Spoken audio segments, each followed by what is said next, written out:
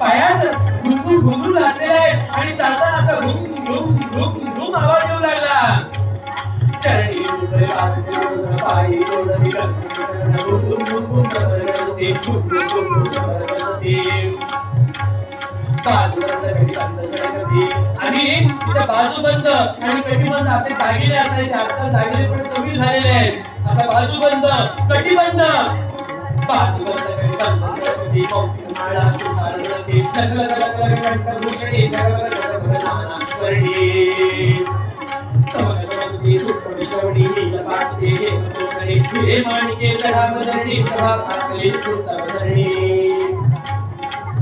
लांब लांब केस होते सत्यभामेचे आणि वेणी घालू लागलेली आहे. वेणी फिरत सगळे झाली आली. वेणी घातली आणि वेणीत सुद्धा दागिने. कसे दागिने हो?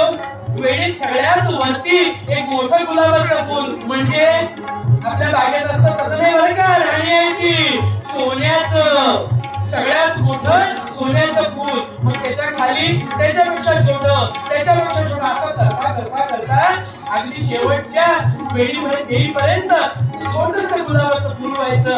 अशा आणखी अलंकार वेळीची सगळे झाली अंबरची झाली होऊन निघाली झाली राणी झाली.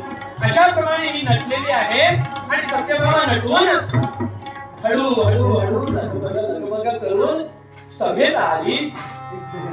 सभेत आल्यावर तुला वाटलं भगवंत एकदम माझ्यावर खुश होतील. अरे वा वा वा सत्यभामे काय सुंदर दिसतेस असं म्हणतील असं वाटलं. पण भगवंत म्हणाले सत्यभामे हे काय करून आली आहे? म्हणजे अगे सत्यभामे नवे हे भूपतीचे हे सीतेचं रूप नाही जा म्हणले. बापरे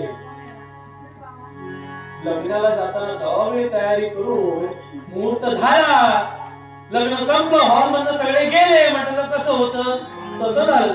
एवढे अलंकार केले, सगळं केलं आणि बघितलं ही सीता नव्हे, सीतेचं रूप नव्हे असं म्हटलं भगवंताने. येऊन आपले मान खाली होऊन बसलेली आहे. मुलीने विचार केला सगळा अलंकार संपलाय की नाही माहिती. त्यावेळेस जो काही उडे तो संपवूया. आज गेले सत्यभामेला सांगितलं नाही म्हणजे भगवंताने हे काही बरोबर केलं नाही. हो ना बघा मी एवढी तयार नाही म्हणजे, पण त्यांच्या म्हणण्यात काही चूक पण नव्हती. म्हणजे आता बघायला कोण येणार आहे, भेटायला कोण येणार आहे, मारुतीला येणार आहे. त्यांनी सीतेला पहिलं कुठं पाहिलं होतं? अशोकवनात पाहिलं होतं.